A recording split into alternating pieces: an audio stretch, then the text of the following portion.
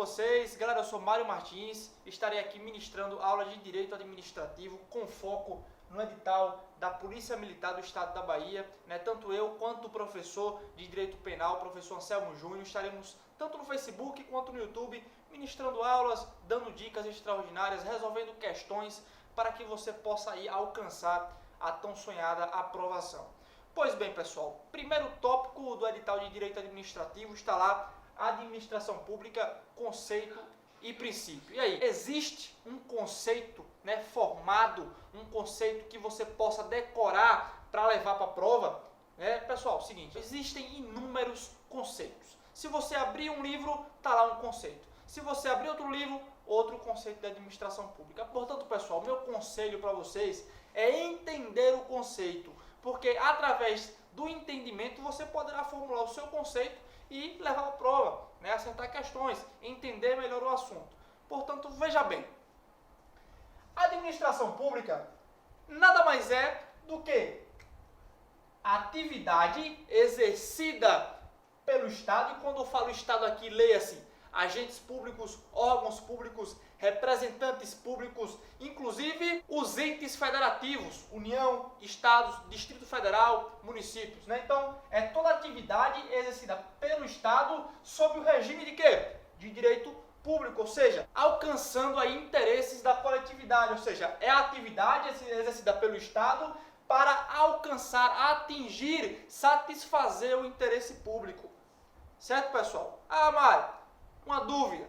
Governo é a mesma coisa de administração pública, né? Ou são coisas totalmente diferentes? Veja bem, pessoal. Governo, vou dar um exemplo bacana para vocês aqui, ó. Imaginem um bonequinho aqui, ó. Um bonequinho, certo? Tá aqui, ó. Governo é igual ao cérebro da pessoa. Por quê? O que é que o cérebro faz? Ele primeiro delimita os objetivos a serem tomados pela pessoa. Então o governo ele faz isso. Ele vai delimitar os objetivos a serem tomados por quem? Pela administração pública. Logo, a administração pública é o corpo. Por que o corpo? Porque ela que vai exercer, ela que vai executar as atividades, né, com o intuito de atingir o objetivo. Que objetivo? Delimitado pelo governo. E que objetivo é esse? Alcançar o interesse público, satisfazer o interesse da coletividade. Beleza, pessoal? Fechou? Tranquilo? Então vamos passar agora, pessoal, para o estudo de dois princípios. Dois princípios que são basilares do direito administrativo, né? Por que basilares? Porque é através deles que decorrem os outros princípios. Seguinte, pessoal, antes de adentrar, antes de começar a falar desses dois princípios, eu quero aqui fazer duas observações.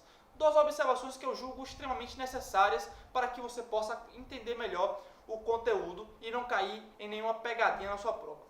Primeira observação, pessoal, não existem princípios absolutos no direito administrativo. O que é que eu quero dizer com isso? Que não existe um princípio maior do que o outro, né? Eles gozam aí de equiparidade. Ah, Mário, e quando houver conflitos entre princípios, o que é que pode ser feito? Quando houver conflitos, o que é que irá haver? Irá haver uma ponderação, né? Uma ponderação que irá ver qual o princípio que se encaixará melhor no caso concreto, qual o princípio que se adequará melhor à situação. Portanto, não existe princípio absoluto no direito administrativo. Correto, pessoal? Entendeu? Certinho? Segunda observação. Pessoal, princípios não são meros conselhos. Não são avisos facultativos que a administração pode ou não segui-los. Certo? Princípios são normas jurídicas de observância obrigatória, pessoal. Atentem-se para esse fato. Escrevam aí. Princípios são normas jurídicas de observância obrigatória. Observância obrigatória para quem? Para toda a administração pública. Certo, pessoal? Tranquilo? Beleza? Portanto, pessoal, passaremos agora a estudar o primeiro princípio, o princípio da supremacia do interesse público sobre o interesse privado. O que quer dizer esse princípio, pessoal? Seguinte, ele quer dizer que os interesses da coletividade, ó, aqui, ó, os interesses da coletividade, eles irão preponderar sobre o interesse particular. Bem pequenininho aqui, ó. Certo? coletividade ele irá prevalecer sobre o interesse do particular. Professor, me dê um exemplo? Darei um exemplo concreto. Desapropriação por utilidade pública. Seguinte, eu, Mário, né, eu tenho um triplex. Pessoal, é só um exemplo, certo? Não é verdade. Aqui, ó. Eu tenho um triplex.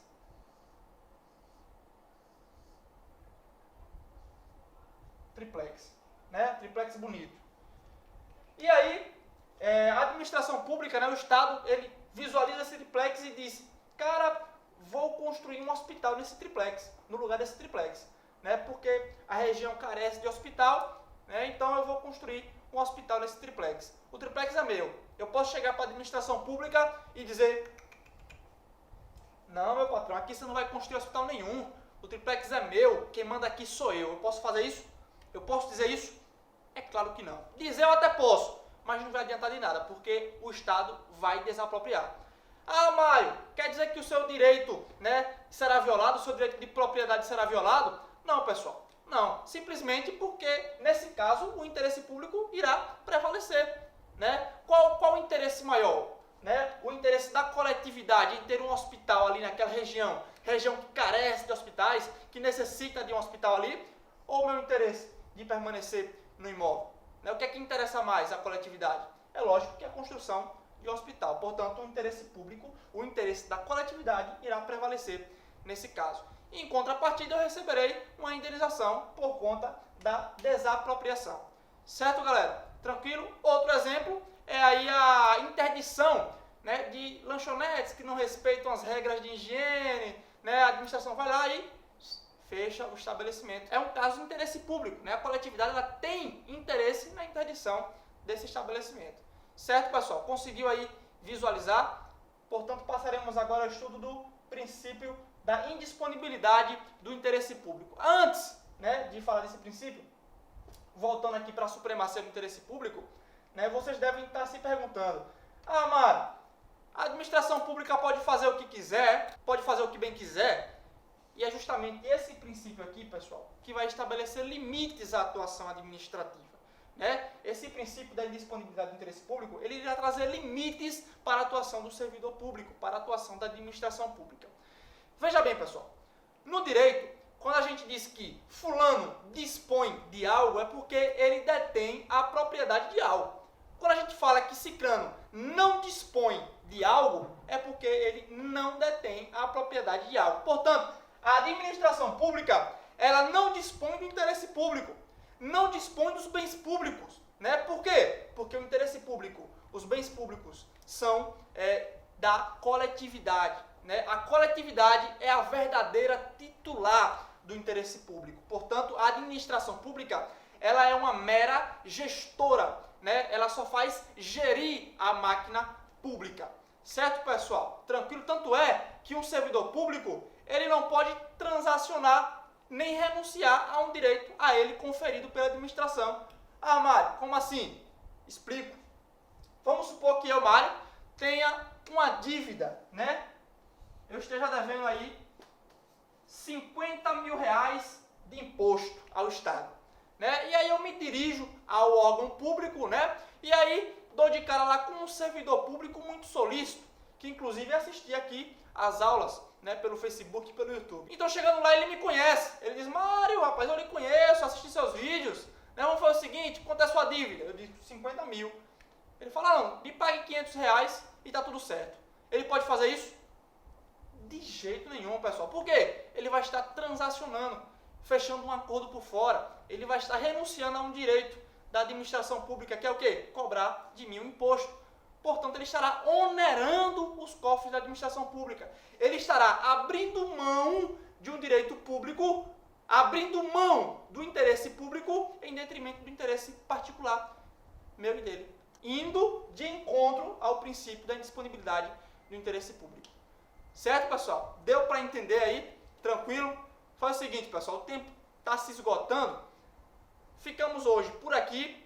Em seguida, no próximo vídeo, trataremos aí dos princípios expressos e implícitos da administração pública. Beleza, galera? Tranquilo? Forte abraço, firme e forte nos estudos e até breve.